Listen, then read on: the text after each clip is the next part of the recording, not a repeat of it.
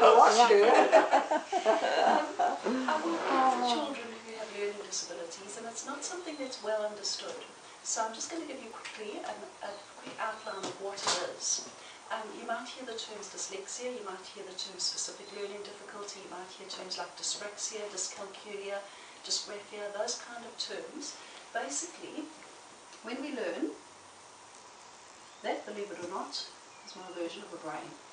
When we learn, there's input into our brains through all our senses. So for people who have specific learning disabilities, either the input or the output, there's a difficulty along their pathway. Think of it in terms of, if you do your tramping, you guys in the tramping club, when you're doing your tramping, if you're going along a pathway that should be well used, and you're walking along it, and suddenly there's a logger in your pathway, okay? This is what we're talking about in terms of information going to the brain or coming out from the brain. There's blockages along the way for these people. And it might be a bit of bush that needs to be cleared away, in other words, they've got a small amount of difficulty, or it might be a great big log that can't be cleared away, in which case we want to find a different pathway for them. So what we're aiming at doing is, all our learning happens through our senses, and what we're aiming at for these people is to use multi-sensory learning. So it's a case of, instead of just using our eyes to learn with, or just using our ears, we're getting them to use all three. So in that way, if they're using their eyes, their ears, and touch, for them to be able to access learning and remember stuff that they've learnt, instead of them just what you're doing now, using their ears, and having a chance, a possibility of remembering and making use and making sense out of what they've heard, what we're encouraging is doubling their chance of making sense and accessing and remembering that, or even tripling their chance of making sense, accessing and being able to recall what you're teaching them. So in a nutshell, that's what we're using, the method that we're using for people who have that sort of disability. There's probably about 10 to 20% of the population are to some degree affected by somewhat of a learning disability. Although it's usually recognised that there's probably only about 5 to 7%, we know that it's far higher than that, because there are many people who might have a slight degree and they learn to get around it themselves. And for people who have that kind of learning difficulty, it's a case of their lives are impacted quite a lot. When you and I are busy reading and learns to read, it was probably a fairly automatic process. We were taught and we learned and we went on our way.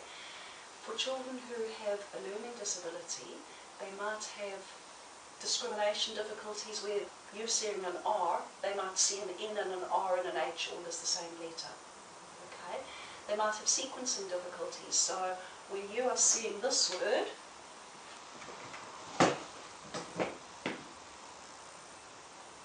one time they might see this, another time they might see this, another time they might see it like that, another time they might see it like that.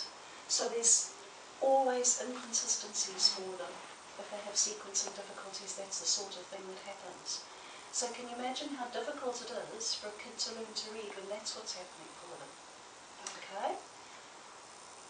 But it's not only the sequencing difficulty in the reading, they have sequencing difficulties in doing certain tasks. That's it. Flows on top of the areas. So sequencing itself is a big part of the kind of disability that we see with people who have specific learning difficulties. And as Kathy said, was Jonathan able to dress himself and do tasks in the morning? Well, he was to a certain extent, but then he couldn't always remember the whole processes. So when he was little, I used to have a wee chart. He'd get dressed, go to the bathroom, do his teeth, blah blah, and he'd just put a piece of tack on the sequence. Yeah. So the whole organisation of their lives, when they have sequencing problems that go throughout, not just on the visual, affects them, you know, so we will have children who can't dress themselves, not because they're not able to put their shirt on, they don't know how to start, they can't organise themselves. So even breaking it down even more than you broke it down for Jonathan, it's a case of pick up the shirt, you know, find the sleeve, put your arm through it, turn it around, find the other arm. Breaking it down that much for some of the kids. And when you find adults who are totally disorganised, you know those adults who you wish weren't around because they don't know how to organise their lives, it's quite likely they have sequencing difficulties. It's not that they are wanting to be disorganised, they actually don't understand the process of how to go about doing it. And even if you told it to them, you would have to do the organisation for them to follow it. So it is something that can impact a huge amount on people's lives. So that's the visual. What about in the auditory area? If you've worked with a child who at 12, at that age where, you know, boys want to be part of the bunch, and every time they're trying to say a word that is multi-syllable, more than 2 syllables, they can't get it out because they can't organise the sequence of those syllables. Just imagine how much that must have impact on a person's life, and how it impacts socially, and how they'd withdraw, or become angry, or become the class clown. You know? So one particular boy who I remember, he was 12, and I was teaching him to break down words like elephant, and be able to say words like that he hadn't been able to before. And it was just too hard for him to hear and break up the sounds. And if they're not hearing and breaking up the sounds, how can their vocab develop? How can they then become part of something like a group like this, you know? So it impacts hugely on every aspect of their lives. Socially, the skills that they need to socialise. Some of these kids are hugely social and manage just fine, but others of them don't notice the social cues that all of us pick up and imbibe and use every day of our lives. You know, I mean, you look at somebody's face and you can see they're looking down, so you go and find out what's wrong. These kids won't. You'll be having a conversation and they'll come whack in the middle of it and start talking to you and not realise that that's not the done thing. And you've actually got to teach them over and over again, give them practice over and over again, that have a look, can you see they're talking? Now's the time to wait. And it gets them into trouble a lot. Gets them to huge trouble at school because they don't read those nuances, and they'll be the ones who are either used as scapegoats or told to do things so that the others can gain a bit of fun at their expense. You know, so hard for the children where they are socially inept, when it affects their social skills. We have children with learning difficulties where it's affecting other areas and they're socially well together, and those are the lucky ones. If language is affected, it's another area that can be really, really hard for them. So their accessing of language could be affected, and for those children, they might be able to read beautifully. With expression, you think, wow, that kid's a good reader, why are they coming to me? You ask them what it means and they've got no idea. They can't tell you the first thing about the meaning. And for them, it's almost like if you have fog around you, you know, if you're walking through and there's this mist and fog around, and you see something for a short while and then you're in mist again and you don't know where you are, and then you'll see another little patch, and you've got to try and put together the whole picture. That's the language experience. So they're hearing a little bit, they're not making sense of it, so they don't get the whole picture. They can't put the whole picture together. So what we're doing for kids like that is getting both sides of their brain to work together by what we call visualising and verbalising combined. So we're teaching them to visualise, and many people have this misconception that children who are dyslexic are wonderful image makers and can picture things in their head. Not so. Some of them yes, but many of them not, especially ones who have language difficulties. And it's a skill that we teach them to do, so that they can create pictures in their head, put words to it and combine the two, and in that way create a whole. to enable them to access learning vocabulary, reading comprehension, listening comprehension, taking part in conversations. You know? So, I mean, I'm just giving you a very, very quick overview of the kind of kid that I work with. And not a single one can I say this one is the same as that. They're all individuals. So it's a case of having to assess the individual. Yes, the same assessment is done on all of those children, but the assessment reports are all very different, and how you work with them is very different. Some people might be accepting who they are and what their difficulties are, and when you work with students like that, it's great, because they can actually feed you a lot of information to be able to help them. You learn a lot from them. But when you work with a student who doesn't want to own who they are and what their difficulties are, it's very, very hard to help them and put things in place for them. Well, I just think it's a shame that when they learn how to teach at Teachers College, that they don't actually get taught how to help these students, because it's a very specific way of teaching. In any one class, you know, the average class is probably about 30 kids. You'll find definitely 4 amongst those will have needs that are not being met, this type of need that are not being met in the classroom. And the style of teaching, yes, is very, very different to be able to provide for them. And some of the schools don't understand it, because when Jonathan went to intermediate, I better not say the intermediates anyway, I rang up and we were deciding which one to go to. He should go to, I rang up the closest one and said I wanted to go and interview them to see what they could provide for him. And they said, well, what's wrong with him? I said, there's nothing wrong with him, I just want to see what facilities they had. And anyway, needless to say, he didn't go to that particular intermediate, but the intermediate he did go to, they said, great, bring Seabrook Mackenzie in, but make sure you don't bring the Seabrook Mackenzie in a subject that he excels in. So he had tuition twice a week from Seabrook Mackenzie, and then it's school, but once he got to high school we didn't have any intervention except for he had to learn a reader-writer, but he said he didn't need the reader, but his reading in his head's faster than reading out loud, but he certainly needed the writer because he couldn't write. But if you actually spoke to him, as Linda said, if you even speak to him now, you would know, you wouldn't realise he had a learning difficulty, because when he was 8 he was assessed by Seabrook Mackenzie. He had the comprehension and the language of a 12-year-old, but he can't get the information out of his head onto paper, although he can on the computer, which is a different pathway. Can I talk about Jonathan then? Yeah. When he was year 5-ish or so, I watched him, who did I say this to earlier? Somebody. I watched him writing his name, and this is what Jonathan did. I think it's amazing you remember this, because it's a long time ago. He actually wrote his writing. If you looked at his writing, you would have said it was probably a 6 or 7-year-old. Would you agree? At that stage he was writing. He did the J, he did the O, and this is his name.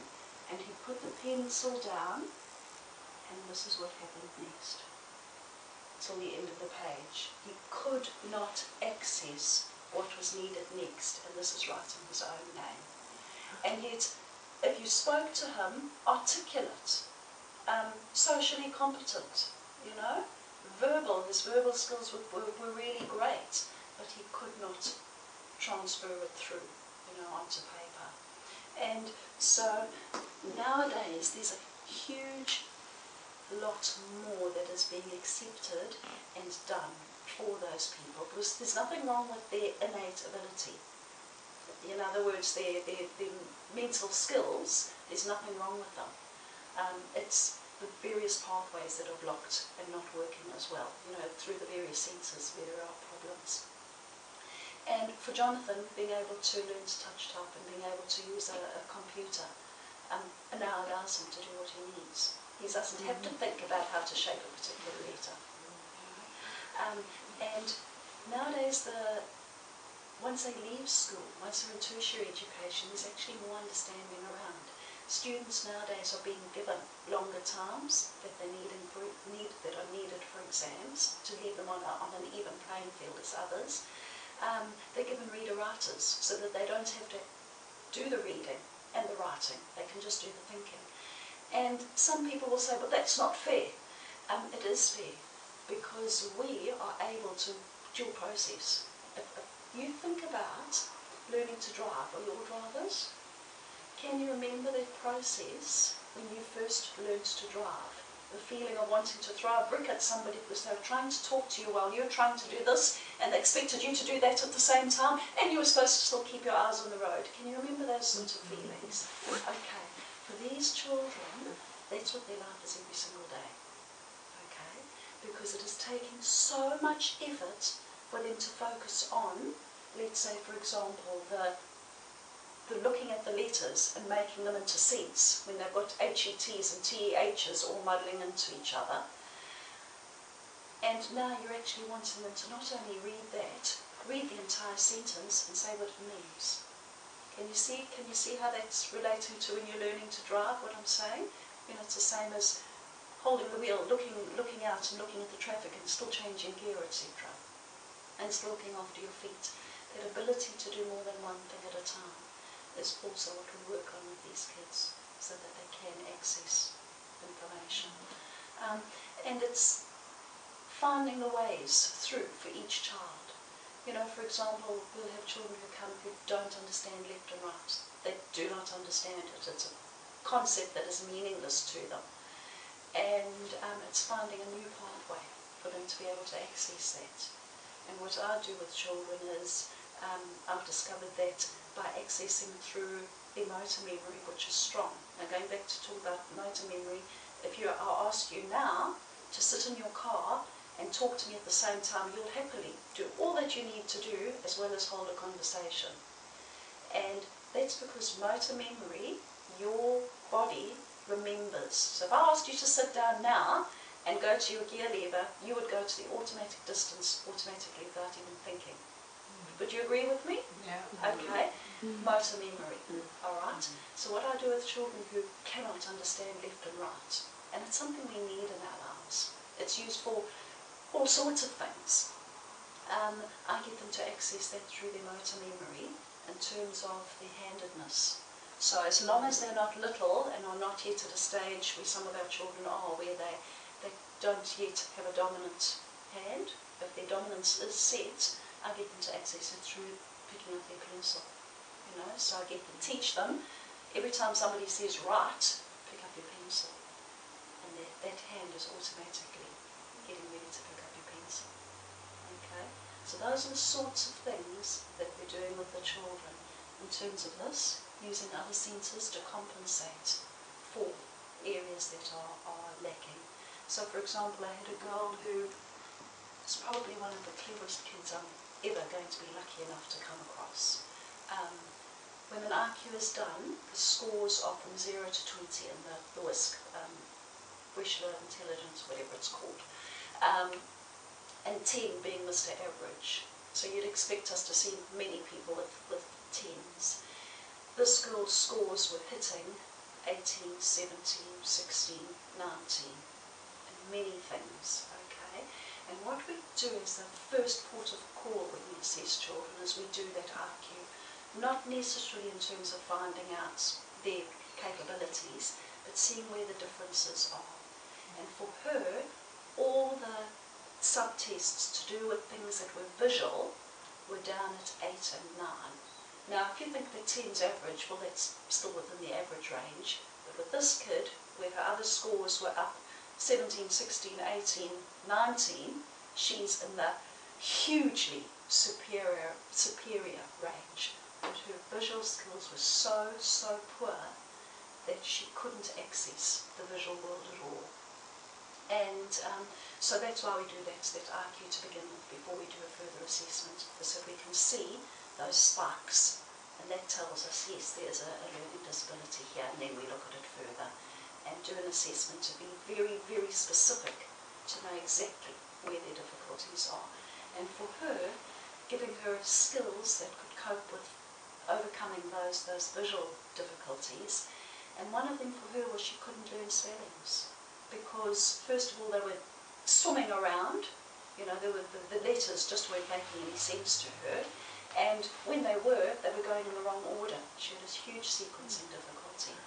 And she only started making progress with spelling when I got her mum to use auditory instead for her. So all her spelling work, I got her mum to record every week for her. And the bits that were really problematic for her, I get her mum to highlight with her voice. So that spelling said, you know, that A and I would always jump around and she never knew which way to put it. So her mum would say S-A-I-D onto the tape recorder. And from then onwards she started to make progress in spelling. So, I mean, they're really quite simple things, and it makes such a huge difference. I mean, you're Jonathan, you know. Once you find things that are going to open the world for them and find ways that make a difference, it's great. In Christchurch we have a school, a little private school. It's the only one in the country, and we have 24 kids there. And those are children with a severe degree of learning difficulty. And once more, it's not their ability. If you saw them, you wouldn't say that there's anything wrong with them. However, the degree of difficulty that they have is so great that them in the classroom every day is torture for them. And we use the multisensory teaching every single day with them to move them ahead. And no, they don't move ahead at the pace that other kids are going to be expected to be moving ahead, but they do move ahead, and they do access learning, and they can be you know, normal citizens at a later stage. So yeah, that's what I do. Is it possible to diagnose kids with specific learning difficulties earlier? You know, because oftentimes they're not diagnosed until they sort of come to like tertiary education or they're in high school. But how early can it be detected? We do have people bringing in preschoolers. Can you test them to find out when they? Yeah. What is done though, Kim, is it's a case of saying these are the things that we see, but they're very, very reluctant to label it a specific learning difficulty at that level. So it's a case of these are our observations, and these are the suggestions for you, and they're all the suggestions that us teachers would do, you know, higher up. However, just purely because they are so young still, they don't give it a label at that stage. But the sooner you get them, the more you can do with them. That's right. That's right. But luckily things have changed because the schools are recognising it more. But when Jonathan went through the school, there was no way that they recognised it. I was always down there banging on at the teachers. They hated seeing me at Elmwood especially. However, that's what's necessary. You'll find that the parents of those kids have to become the advocates and have to be in there. And it doesn't matter if the teachers think you're, you know, whatever. You have to be doing it for the child because they're not able to do themselves. Linda was you're very skilled in what you do. Jonathan had marvellous gains when he was with you, which he hasn't lost. You know, good. You know, all their development generally is delayed in whatever area is affected. It doesn't mean to say they won't catch up. That means there are delays. And it unfortunately is a lifelong thing. You know, it's not something we can fix. So any system that's out there saying we're going to fix it and pay $10,000 and your child be fixed, sorry, it doesn't work like that. It's not as simple as that. And it's very stressful for them as well because they get stressed and they have to concentrate so hard. And then I'll never forget the day Jonathan came home and he had the biggest hoolie and I didn't know what to do with him. I just put him in the garage and let him go because he realised that why can't he write like these other kids? Come into terms with it himself. Yeah, it is a journey. And quite often, once school is actually finished, that's when they find their feet. Because the school system doesn't suit. And it's a case of them finding what fits for them. And quite often it's only once they've finished school or enter the tertiary education that fits them. I recently was in a shop somewhere or the other and saw this teenager who I taught when he was 6, 7, 8 and 9, and I'd had to do with him again when he started high school because the police had phoned me and had said the parent had given them permission to speak to me to find out more about him. And he was socially totally inept, and the wrong crowd were getting him to do the wrong things, and he thought if he did those things then he was in with the bunch. And of course he was the one who the police caught, of course, you know. And luckily this police woman had somebody in her family and she could see what was going on, and she wanted to put things in place for this boy. But he hated high school, he hated school, and as soon as he possibly could, he left. And when I saw them, I don't know how many times he said it to me. You know, when I saw the family and chatted to them and saw him as this great big 16-year-old or whatever, and he was now at CPRT doing, 17 or however old he was, doing, I think it's motor mechanic or something of that nature. And he was always very young for his age, this boy, you know, it's immature, and he still was. And as we were chatting and his mum was telling me about it and his dad was talking, he kept saying, "They're so nice to me. I know what they're saying. It's so much nicer than school." And he kept repeating this over and over, and I thought it was just so good to see this boy finding where he needs to be in life, you know. Unfortunately, our prisons are filled with people who have learning difficulties, misunderstood, choosing the wrong pathways, you know, not being given the help that they should along the way.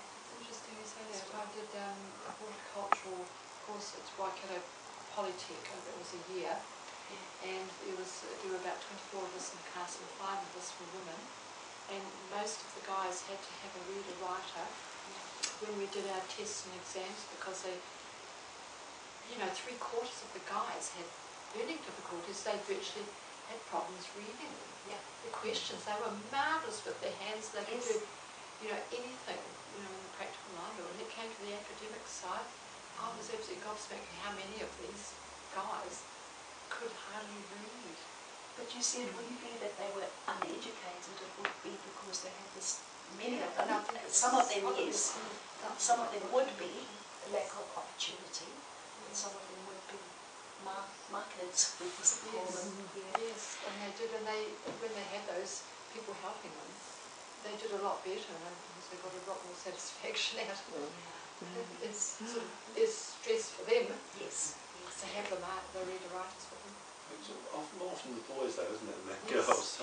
Yes, are there more boys? It appears to be, and yet apparently the girls are there almost as much, but they don't get picked up as easily because girls are well behaved, and girls want to please, and girls find ways around it far more readily than boys do.